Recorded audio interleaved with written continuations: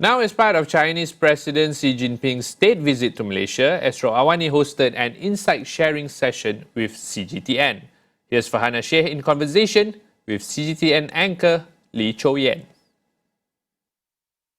Hello, I'm delighted to have with us Li Qiuyuan from CGTN to share with us her insights on and anecdotes of the growing Malaysia-China relations. Thank you so much for being with us here today.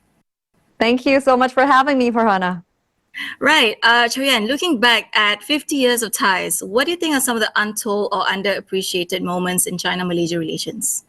Well, one of my favorite moments was back in the 1970s and 1980s when we had those early cultural exchanges. And these exchanges included traditional Chinese art troops visiting Malaysia and Malaysian folk artists coming to China, fostering mutual understanding and respect. For example, the Po San Ting Temple in Malaysia, which honors the famous Chinese navigator Zheng He, is a symbol of our long-standing historical connections.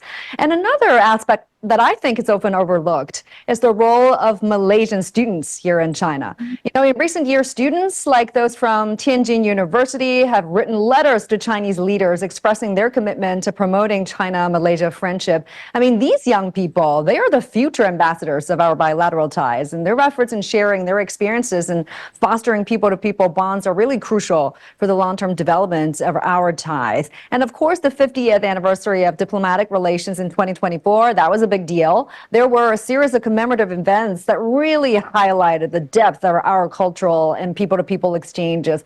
For instance, the China-Malaysia Campus Cultural Day held at Weinan Primary School of Xi'an Jiao Tong University was really amazing. It featured activities like Bahasa Melayu teaching by Malaysian students, a badminton coaching session by professional Malaysian coaches, a Malaysian movie screening, and an introduction to Malaysian cuisine. So these events not only celebrate our historical ties, but also lay the foundation for future cooperation and friendship. And I think these relations and cultural exchanges will just keep on happening and grow even stronger year by year. I really feel that way. Right. So how does Chinese media actually view Malaysia's role within ASEAN, especially now that we are chairing ASEAN for the year 2025, when it comes to regional stability and economic integration? Right. Chinese media sees Malaysia as a cornerstone of ASEAN, crucial for regional stability and economic integration. With its prime location, a solid infrastructure, and booming digital economy, it's really the perfect bridge between ASEAN and China. I mean, economically, Malaysia has been a real powerhouse. It's been at the forefront of ASEAN's integration efforts, pushing for free trade and investment. Take the East Coast Rail Link project, for example. Once it's done, it'll not only boost Malaysia's own growth, but also connect with China-Laos and China-Thailand rail networks, making the whole region more integrated. And Malaysia is also a key player in China's Belt and Road Initiative. So projects like the Malaysia-China Kuantan Industrial Park are already creating jobs, improving logistics and attracting investment. And this is not just good for Malaysia. It helps the whole ASEAN region grow together. And when it comes to regional stability, Malaysia is doing a great job, we think, strengthening people-to-people bonds and cultural exchanges. The China-ASEAN Media and Think Tank Forum in Kuala Lumpur really highlighted how important it is to bring different perspectives together and promote harmony. I mean, I think with partnerships with our neighbors like China, for example, we can amplify our role and help strengthen ASEAN's position even more. So thank you for your assessment of that. Now, we talk about politics and trade a lot, but Chinese soft power is also expanding.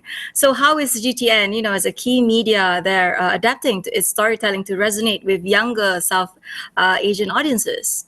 That's a very good question, Farhana. At CGTN, we are all about reaching out to the next generation, especially the tech-savvy, socially conscious young folks in Southeast Asia. So we're diving headfirst into cutting-edge tech to create content that really speaks to them. Take our series Beyond the Fables, for example. This was launched in 2024. It's an AI-powered micro-drama that blends ancient Chinese myths with modern tech. It's not just a show. It's an experience that brings China's rich cultural heritage and technological progress to life, and it's super engaging for younger viewers. And we also get that Southeast Asia's youth are all about digital trends and pop culture. So we are making content that's diverse and relatable, touching on shared cultural values youth empowerment and social issues. We're focusing on what matters to them, aiming to build a real connection here. And social media is huge among young Southeast Asians. We're aware of that. So we're leveraging platforms like Instagram, TikTok, and YouTube. We're creating short, engaging videos and teaming up with influencers to really grab their attention. And don't forget, sustainability and social responsibility, they are also big deals for this generation. So we are weaving these themes into our storytelling, highlighting China's efforts in environmental protection, renewable energy, and social development. So this aligns with their values and could help us build a positive image among this generation. And now, lastly, we also care a lot about localization. We're adapting our content to fit local tastes and preferences,